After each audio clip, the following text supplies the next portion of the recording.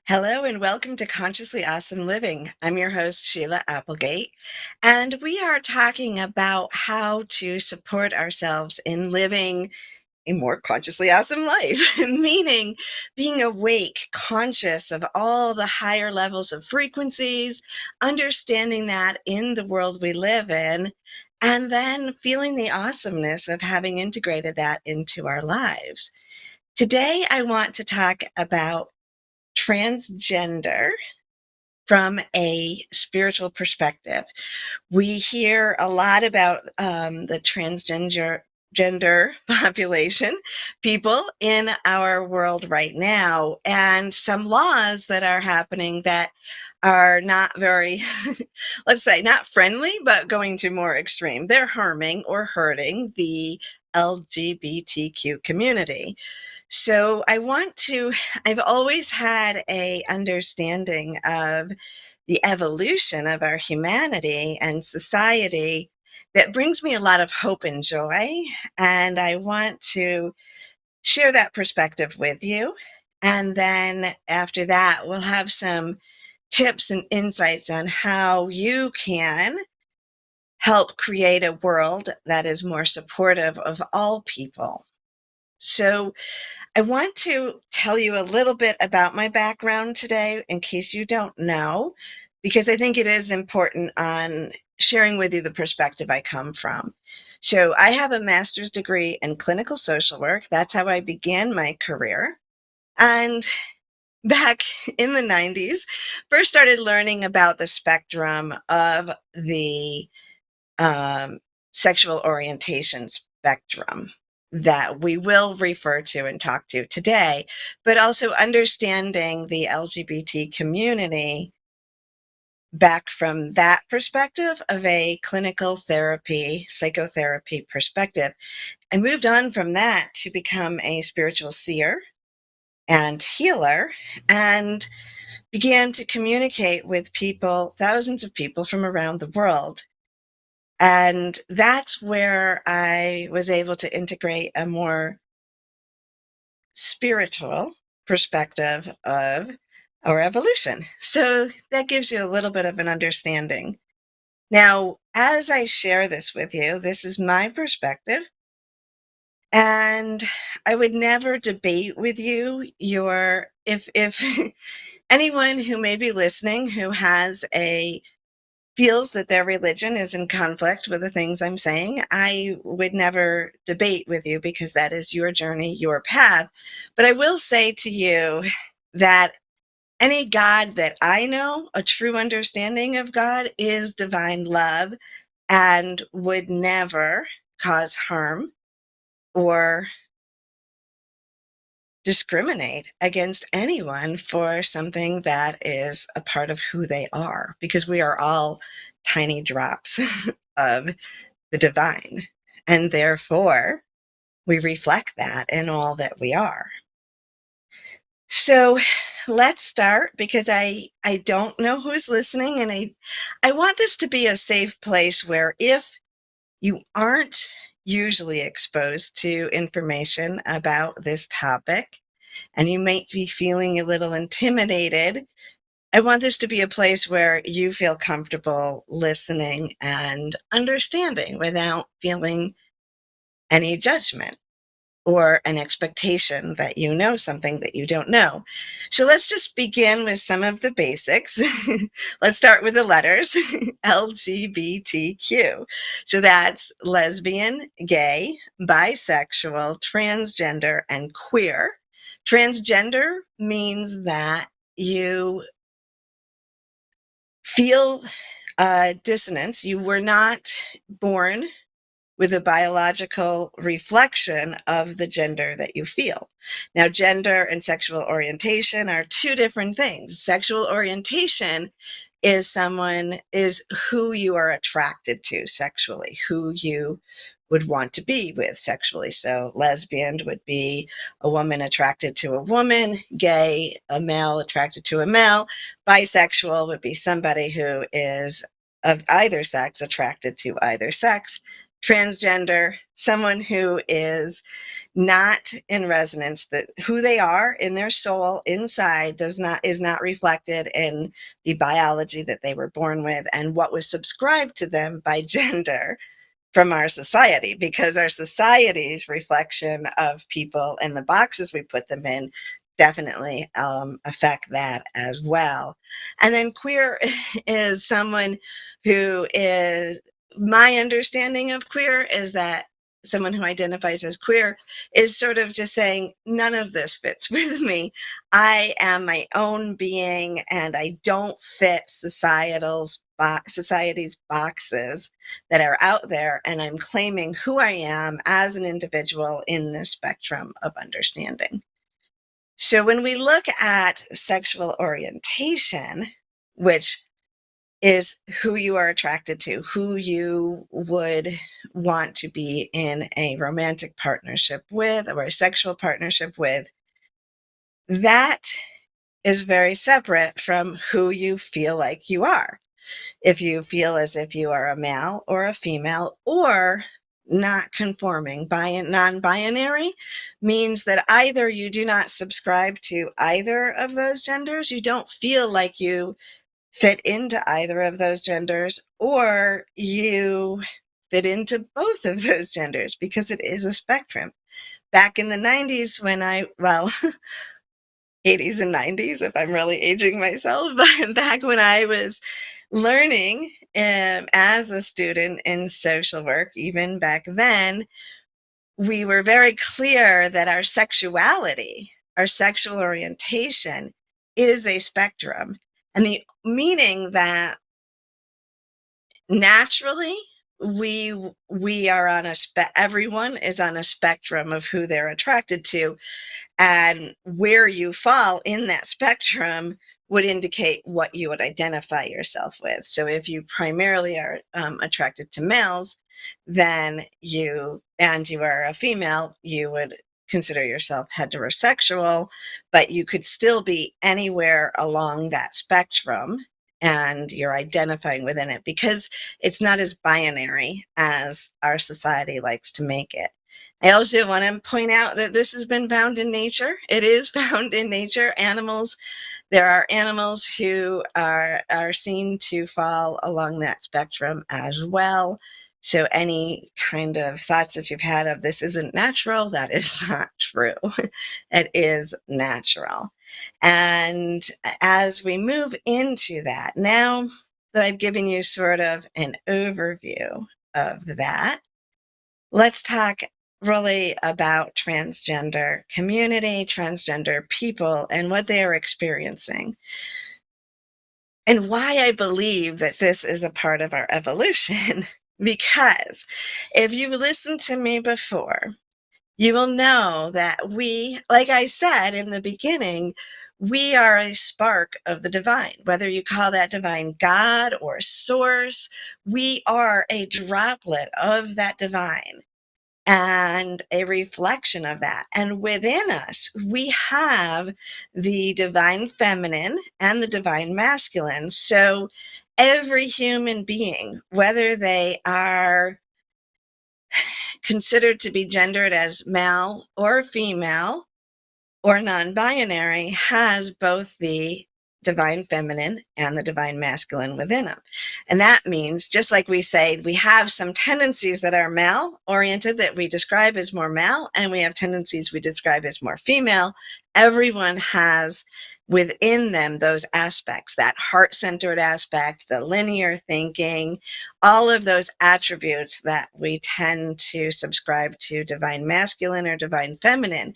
But the next step in our evolution is to harmonize the divine masculine and the divine feminine within each of us as that reflection of God or source on earth.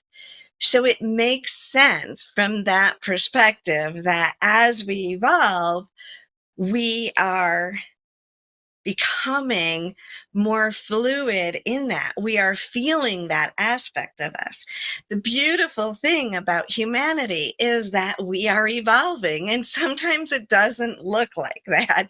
And sometimes we look at the what may seem barbaric responses from the past coming back up to the surface, and we lose hope that we are not evolving. But then we look to the generations that are coming forward, and we look at the aspects of normality that are coming up and allowing people to express themselves. And we see that more and more souls are identifying, coming in and identifying themselves as having that harmonic union of the masculine and feminine within them. We also see that as we evolve as a humanity, that some souls are choosing to come in on a soul level to be identified as one gender and take that transition into another reflection of gender that they feel within them to as teachers, as ways of helping us evolve. I truly believe that humanity will come to a point where this will be no issue at all, and that we will be fluid, and that our need for this binary gender will cease to exist. When we think about it, it is the need for that has lessened as we evolve. When earlier humans were on Earth, survival was dependent on people having gender roles, males and females coming together to produce heirs, to continue the population and to grow it. That is part of that early survival. With technology and medical advancements, that in itself isn't even necessary anymore. And then we move into the survival of that typical male energy, moving out, being that hunter, focusing, having the testosterone, the strength to keep the community safe and to forage for the meat or to hunt for the meat. And we have the divine feminine energy that is raising the children, looking through the fields, keeping the nurturing going. And those roles were essential for survival. Looking back at indigenous cultures, we tend to find more acceptance for the spectrum, both of sexual orientation and gender in our earlier tribal societies or clans. And that is very interesting because if you think about it, even that acceptance is survival, because you're not going to want someone to be out forging the war or hunting because of the biology with which they were born if their attributes are more useful somewhere else. So the earlier indigenous people tended to have more honor. I do know that some of my Haudenosaunee friends have spoken about transgender people from their tradition were considered two spirits, meaning that they had more knowledge. They were revered because they had the experience of knowing both genders within one lifetime. And so because of that, they were revered. And I think that, to me, I see that as something to be honored and revered as well in our society now. And I think talking to a friend about that, and we're going to, in a minute, talk more about the practicality in our society and how we can be supportive and helpful to each other in evolving this. But we were talking about pronouns, and my friend, who is a Oneida faith keeper, was talking about the two spirits, and she said that the pronoun they puts a new spin on it, because using the pronoun and identifying as they, non-binary, is actually acknowledging that you have both the divine feminine and the divine masculine within you. So this is a little overview of the spiritual perspective that I see. It's a beautiful evolution that we're moving through, and there's so much more to be discussed about it. We'll be back in just a minute to continue this discussion and really come up with some practical ways that you can be supportive and ally and help us to move and evolve as a humanity.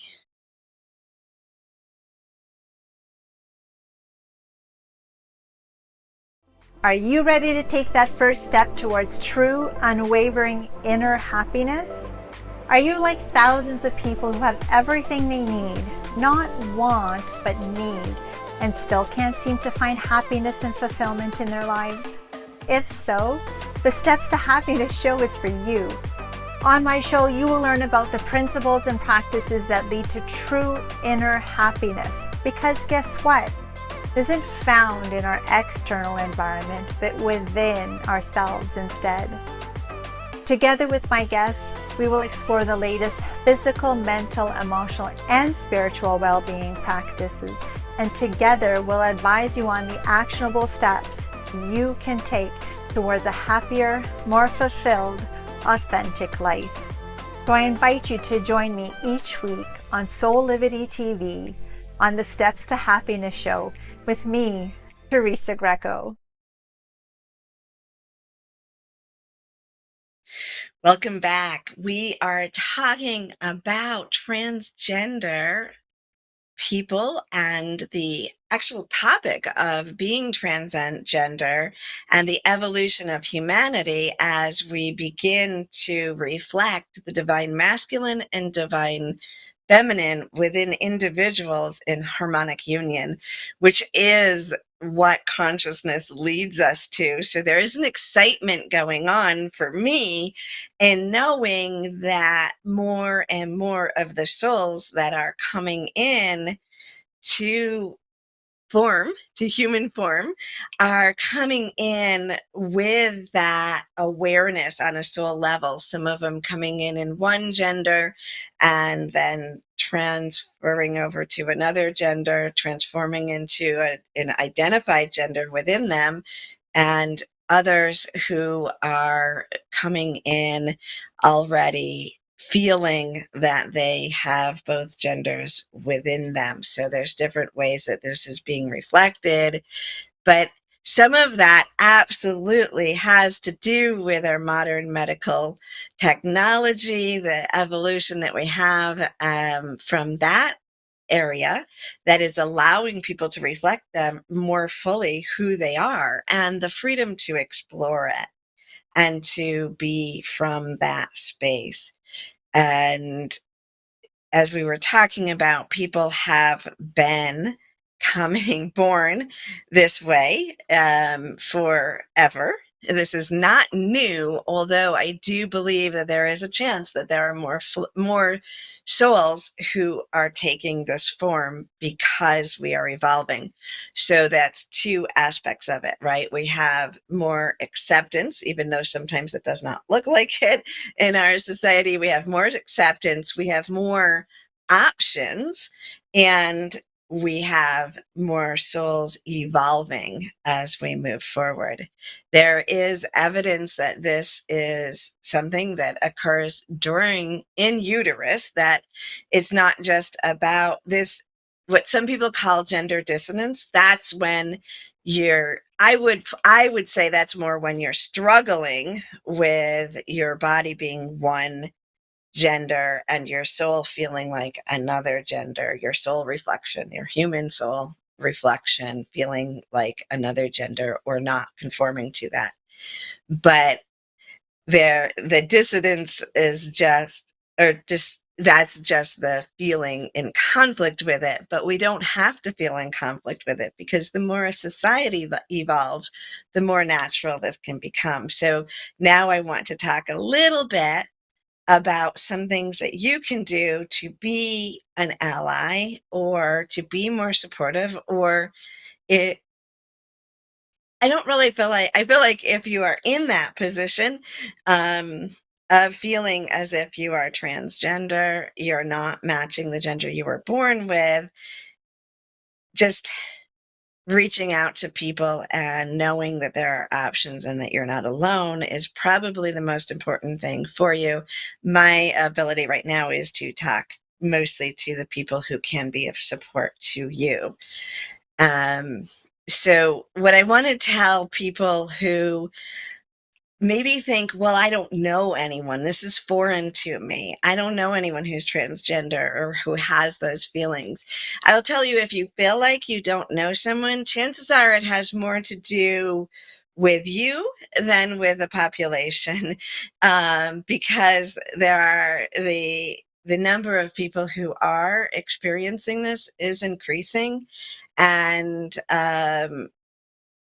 so the chances are, if you don't feel like you know someone in the LGBTQ community, either they're not feeling comfortable with you enough to express themselves, or you aren't feeling comfortable enough to expand your circles. And I don't mean that to be rude in any way, but it's a recognition that this is natural in our world. So as someone who doesn't identify with that LGBTQ community, individually, we need to look at how we can change our behavior to create a society that is more accepting for people.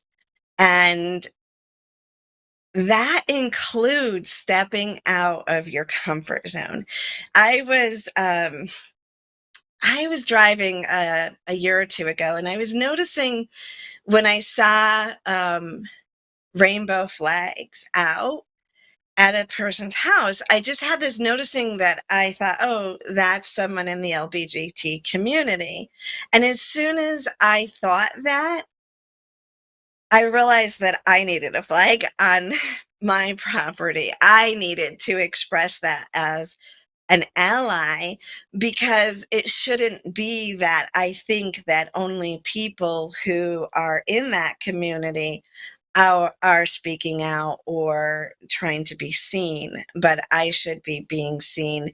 And if I'm wondering if people will think that that means I or someone in my house is part of that community, then I should check myself on, what did that feel like? How did that feel? And if I felt even a slight discomfort for a second about being identified that way, imagine how somebody in that community, somebody who is in that community, feels as they are working towards coming out and being seen and feeling safe in our community. So to create a safe zone is so essential.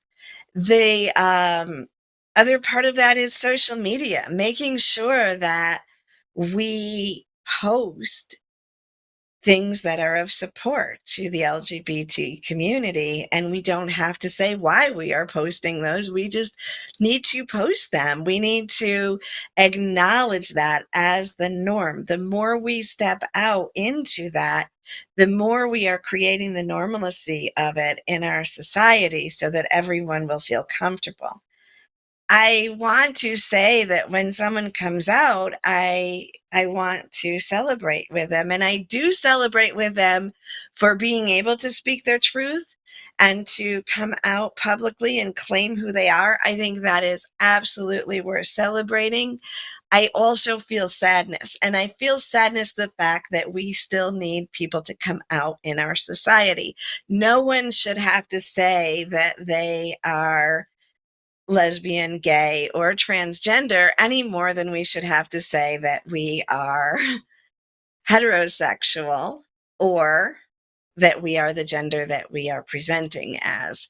This should be just such a part of our inclusiveness that people can express themselves for who they are in any moment. So when we are looking at that, I think that we can also learn how to be more supportive of people in the transgender community or non-binary community when we look at pronouns. And pronouns is a topic that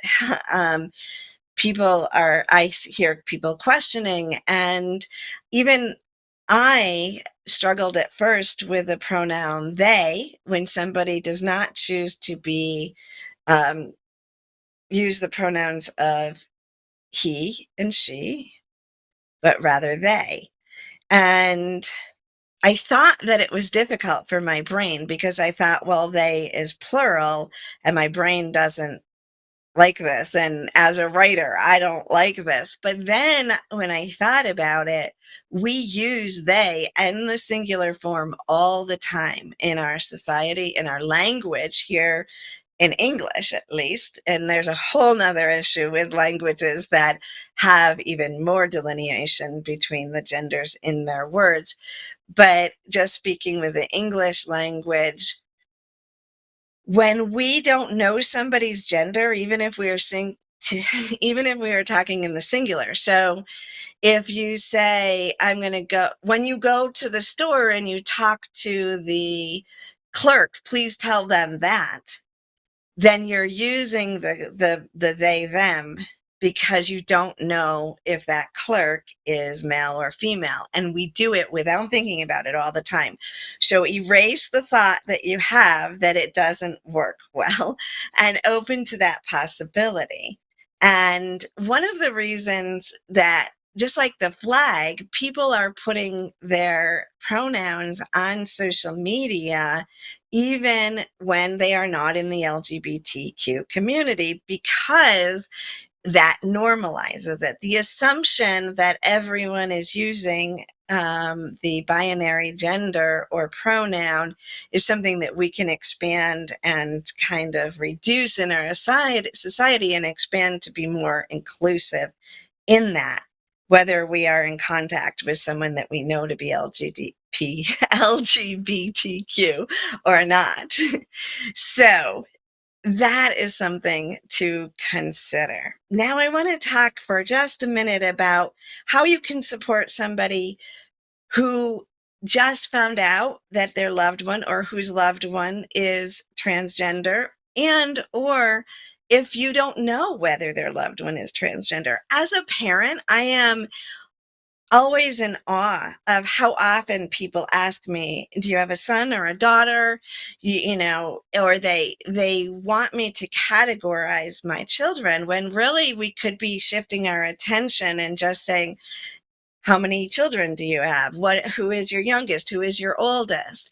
We do not have to ask each other gender questions as often as we do, because it doesn't matter. Because you don't, just knowing somebody's gender isn't going to tell you who that person is.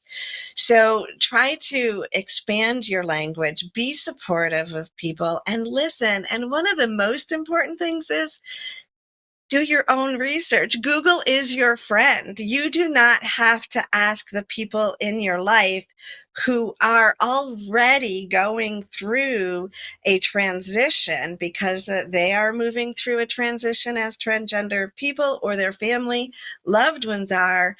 There's a lot of information that I'm just touching on the surface that you can research, you can learn about, so that you don't burden people any further, but just be honest and just be true to yourself and do whatever you can to respect people, because they're still individuals. They're still the people that you know, no matter what this aspect of their life is reflecting in this moment. See them as whole beings, show up, be honest, be respectful, and be loving, and our world will evolve together.